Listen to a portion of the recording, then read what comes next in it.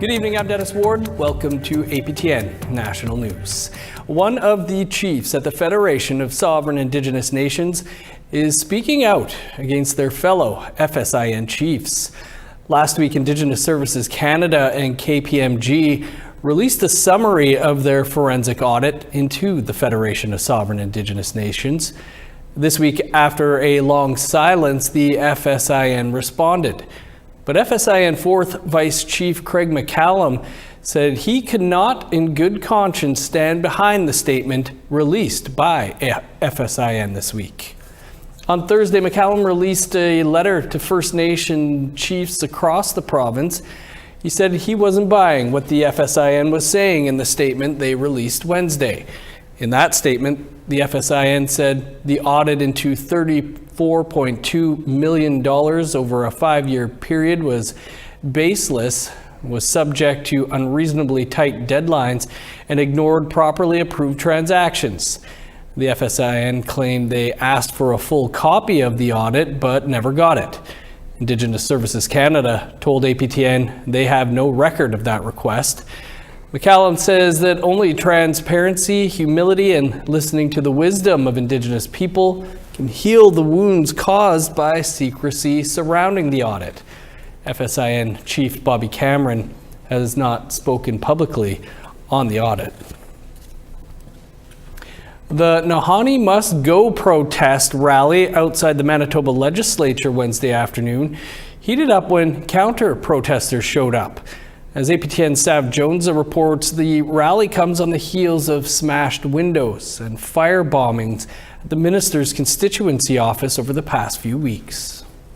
Protesters rallied for the resignation of Manitoba Cabinet Minister Nahanni Fontaine on Wednesday, the day after her constituency office was firebombed. Roughly 50 people came out to the Manitoba legislature. Some said Fontaine doesn't advocate for everyone in Manitoba. Protester Colin Watson is a former Canadian Armed Forces crewman. He's also a politician with the People's Party of Canada. He read messages between him and Fontaine from earlier this year. She replied saying, "Take a deep breath, little guy. Oh, is that how you talk to your ex-military? Is that how you talk to Métis, wounded ex-military folks that serve their country?" The Nahanni Must Go rally was planned after Fontaine shared a post from an Instagram user last month. The post condemned American right-wing activist Charlie Kirk the day after he was assassinated. An online petition calling for her removal currently has just under 10,000 signatures. A couple dozen counter-protesters showed up to support Fontaine. Every fiber in my body just willed me to be here. Casey Abraham says there is a strong political divide in the province. Like especially with Nahanni's office being burned and Bernadette's being damaged the days before. I mean, that just proves how much divide there is in this province, and it shouldn't be that way. One protester tried to speak with the Fontaine supporters ahead of the rally speeches, but was met with turned backs. Speaker Max Ganest referred to Fontaine as evil and directed his anger towards her supporters, interrupting the rally. These people are freaks. What you're seeing here is uncivilized, barbaric behavior. Do you hear that microphone screeching? That's some lady yelling into a mic. What is that behavior? That is beyond unhuman. Barb Guimond, a longtime advocate for missing and murdered Indigenous people, sat between both sides. She says she doesn't agree with the views of the Nahanni Must Go rally, but does believe Fontaine isn't fit for the ministerial position. I don't condone hate, I don't condone violence, I don't condone the fact that her building was destroyed. But Nahanni should work with all people. And she has been ignoring the families that she's supposed to be working for. And she doesn't, and she says she's inclusive, but she's not. She leaves out certain families from the MIW. And yes, I believe she should step down. Inside the legislative building, Premier Wabkanu called the Nahanni Must Go protesters, quote, goofballs. He says the attacks against Fontaine and MLA Bernadette Smith's offices seem targeted. Recently, there was a protest outside of my constituency office. There's 300 people, I think one of the outlets reported, but nobody thought to light a match. So it does seem like there's a gender angle at work here.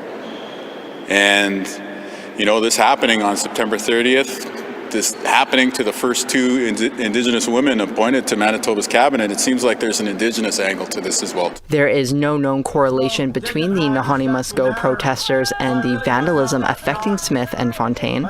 Early Thursday, Fontaine spoke out about the firebombing for the first time at an unrelated event. It's not something that's just over in a couple of days. This is something that we're going to carry with us for the rest of our lives. She says these incidents aren't just an attack on her and Smith, but an attack on community. We worked hard to be here. We continue to work hard for our responsibilities, for our departments, for our communities, for our relatives.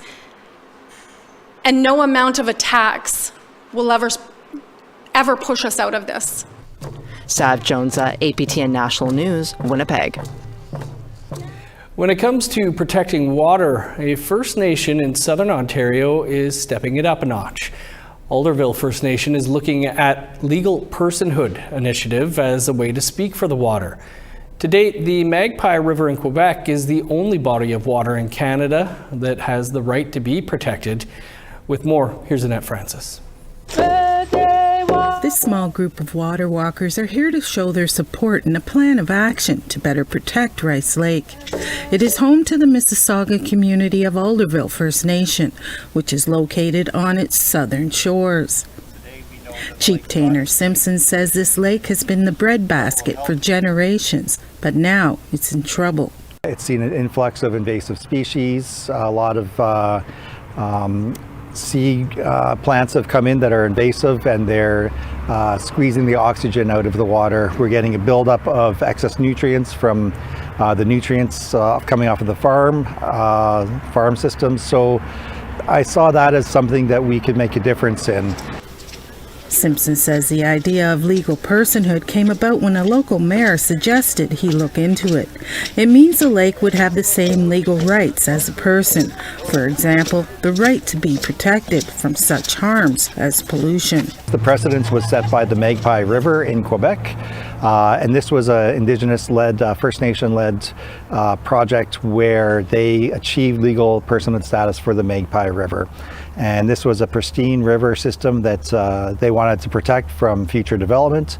Our situation is slightly different because Rice Lake is in need of help. It's not pristine the way it used to be.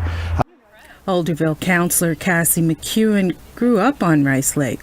She's seen drastic changes in her lifetime. She says recognizing that the lake has a right to be protected is essential to all aspects of life. I'm 31 years old, and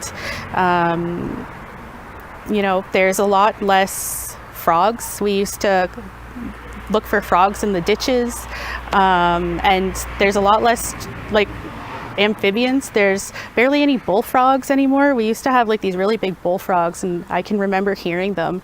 And this year, I haven't even seen one. So the species are. The biodiversity is going down, and invasive species are taking over. As the water walk ends, another event is scheduled when renowned Cree actor Tom Jackson hosts a Truth and Reconciliation event.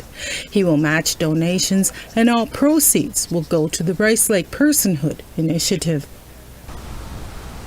Chief Simpson said, well, we're just starting to put life back in our waters. We're starting to get the rice back where there was an abundance of it, and now it's just what we have been able to restore. And I said, what's that? And he explained to me that it was giving legal rights to call the water human and to treat the water like a human. Water is our life's blood.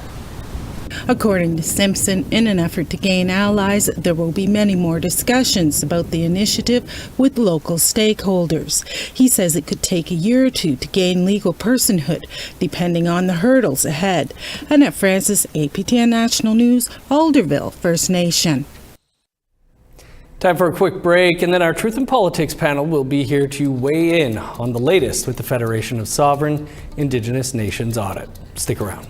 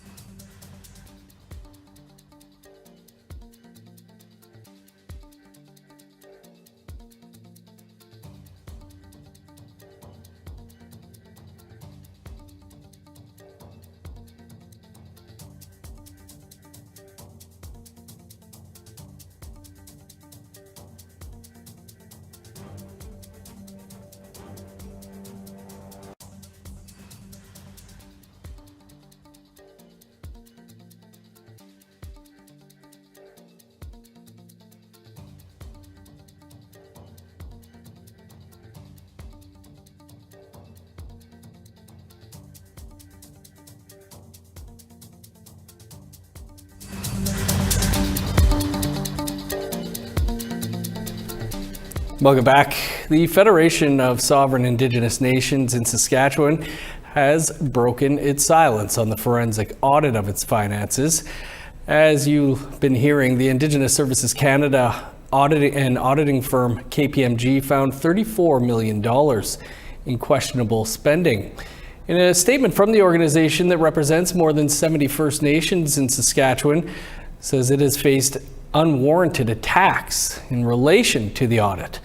For more, our Truth in Politics panel is here. Jennifer Leywitz is the CEO of Pusquash Strategies, and Niigaan Sinclair is a columnist with the Winnipeg Free Press. Jennifer, Niigaan, great to have you with us. Niigaan, we'll start with you. Do you feel the response by the Federation of Sovereign Indigenous Nations to the tens of millions in questionable spending has extinguished concerns that have been raised? there's two typical responses when there's questionable or questions about First Nations organizations or governments. They'll often claim sovereignty, meaning we have a right to control our own finances, and therefore no one should tell us what to do or how to do it or how to administrate or so on.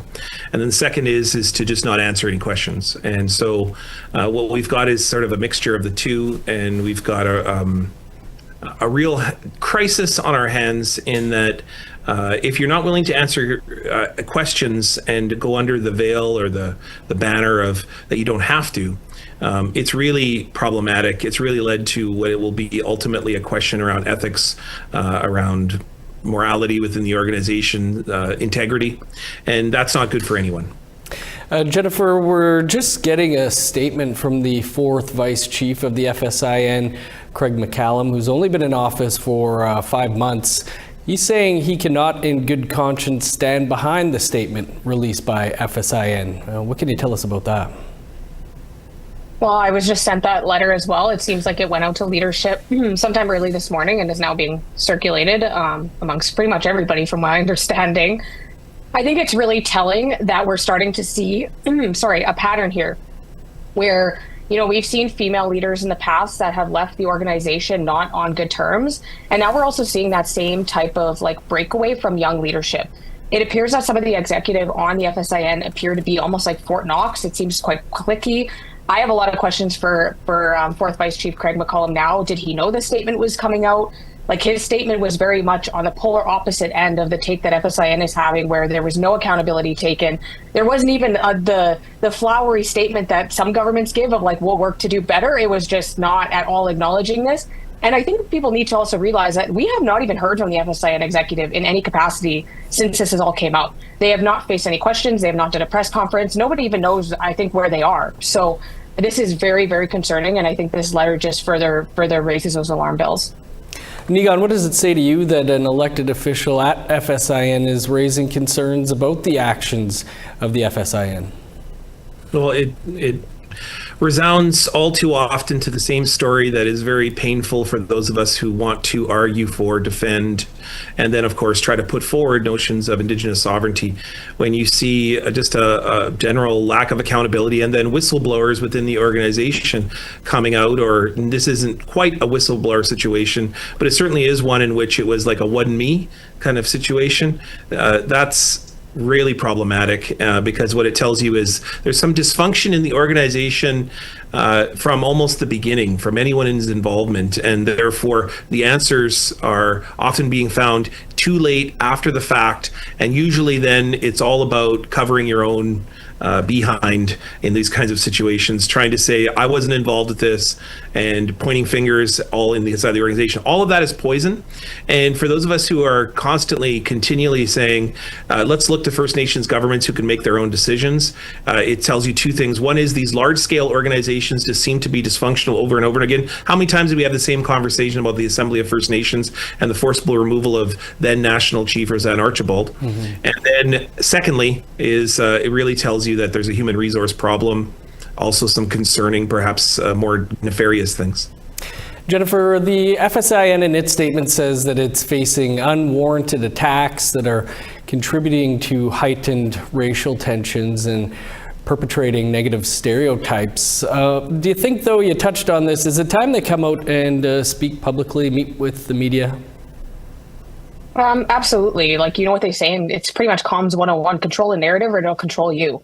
And this is an organization that has not been at all even facilitating a narrative. No one has heard from them. We get this statement that comes out swinging yesterday saying, you know, we did nothing wrong, this is a tax, and then a 10-page fact sheet. But, you know, like I said, there could have been even a little statement of like, we'll you know, bring more accountability internally.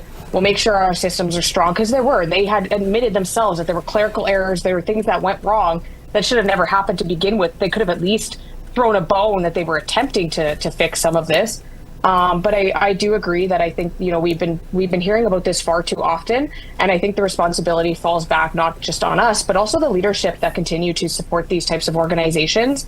We're the ones that have to hold them accountable, so we have to make sure that our leadership also understands that role. But it just appears to be a gigantic mess, and I don't see our way out of this until we start recognizing the role that we're all playing. And I don't think it's an attack to hold any governing bodies accountable in any way, because they're power structures at the end of the day. Well, we're going to see our way out of this conversation and talk about the National Day for Truth and Reconciliation over on the podcast, but we'll leave it there. Thanks to you both. You betcha. Thanks. Bear Grease the Musical just recently wrapped up a huge run in Winnipeg. We'll bring you that story and more after the break.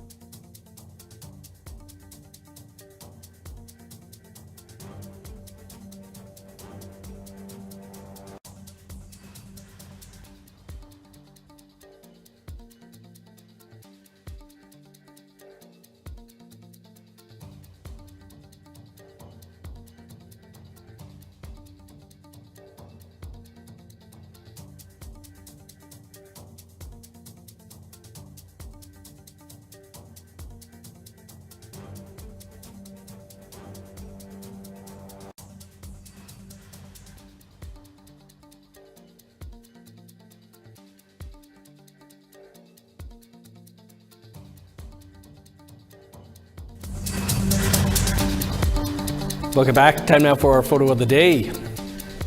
And Rick Wilson shared this amazing photo of the Northern Lights as seen from Norway House Cree Nation in northern Manitoba 2 nights ago. Everyone was saying they were really dancing. For the chance to be our next photo of the day, you can send your pictures to share@aptn.ca. Now let's take a look at tomorrow's weather forecast. Starting on the East Coast, sun's out and 18 for Charlottetown and Halifax. 12 with showers in Kuujjuaq, 12 and sunny in Nain, 24 under sunny skies in Montreal, 18 and cloudy in Val-d'Or. Sunny and 24 for Sault Ste. Marie, cloudy and 19 for North Bay. 21 in Thunder Bay, 17 in Sioux Lookout. Cloudy and 14 for Thompson and God's Lake, 16 in the Pas. Showers and 24 in Winnipeg, 17 with rain in Dauphin. Showers and 15 in Regina, sun's out and 20 in Saskatoon. 20 with the sun out in Meadow Lake, 14 in La Ronge. In northern Alberta, showers and 12 in High Level, cloudy and 15 in Fort Chipewyan. 20 in Edmonton, sunny and 21 in Lethbridge. 15 in Vancouver, cloudy and 16 for Kamloops. 12 in Prince George, plus 4 in Dease Lake. 2 above with snow in Old Crow, 7 in Whitehorse. 10 in Yellowknife, plus 5 in Norman Wells. -2 in Sax Harbor with snow, flurries and plus 2 in Paulituck. -6 in Chesterfield, 7 in Baker Lake, -9 in Resolute, 2 in Joe Haven. Bear Grease is an indigenized version of the hit musical Grease. The production has just finished its off-Broadway run in New York City over the past 2 months. The all-Indigenous cast just completed their first stop back on the road across Canada, in Winnipeg, with 2 sold-out shows. Julia Ross spoke with some of the Greasers.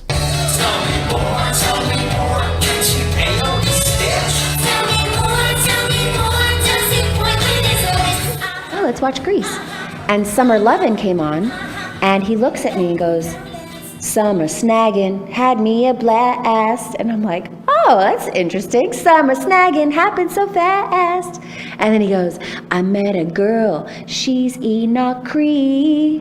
And I went, "I met a boy, he's not related to me." And we started laughing, and it was hilarious. And we said, wouldn't it be amazing if there was an Indigenous version of Grease? Crystal Lightning and her husband Cloud created Bear Grease the musical in their basement during the pandemic. The production was originally planned to have a short run at the Edmonton Fringe Festival, but audiences wanted more. Ani, Tanza, hello, my name is Amy Bosch. I'm from Winnipeg, Manitoba. I am a Bear Grease lover, as you can see. Big, beautiful pink auntie. Bear Grease was performing off-Broadway in New York City for over 2 months, and after a short break, the cast is back on the road now performing across Canada. The first stop on their tour was Winnipeg, with 2 sold-out shows at the Burton Cummings Theatre. Starting in New York to coming to my hometown was, amazing. We did about 2 months in New York. It was the most amazing experience. Different crowd every night performing. Mikey Harris is from Saugeen First Nation and has been starring as Butta in Bear Grease. Be able to tell people I'm from Saugeen First Nation in New York City, just a little res kid, living in New York on Broadway and just down the street from all these like huge musicals and where all these stars are, like, man, and just I really repped hard for Manitoba and my family and where I'm from and the dance. So it's really a huge honor and I'm blessed I can do it. As part of the indigenizing process of Grease, Harris incorporated jigging into the show, with Bear Grease Lightning as a standout number. It's my favorite section because I get to put jigging in there. And we're taking jigging across the world, I guess, with the Bear Grease Lightning. And yesterday when I came up there, I couldn't even hear the music. That's how loud it was. Bear Grease features a roundy-style version of Hopelessly Devoted to You.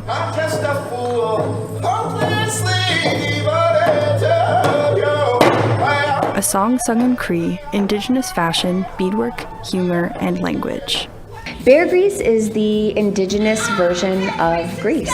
So we took the classic 1978 musical and we just indigenized it through fashion, language, our humor, and just kind of made it very specific.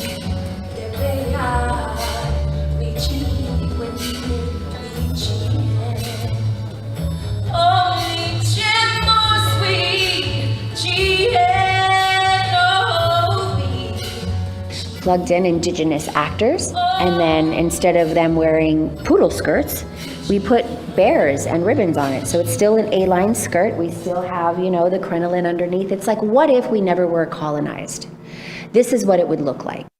You can follow Bear Grease behind the scenes on social media and see them perform as they complete their Canadian tour with their next stop in the East Coast.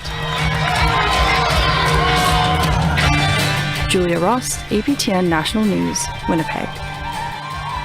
I was lucky to catch the show in Winnipeg 2 years ago, thankfully, because tickets went fast this time around. But if Bear Grease is coming to a place near you, you should definitely check it out. It's a blast.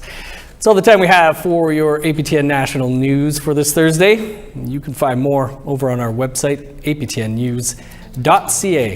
I'm Dennis Ward, Marcy McGuitch. Thanks for being with us. Have a great night.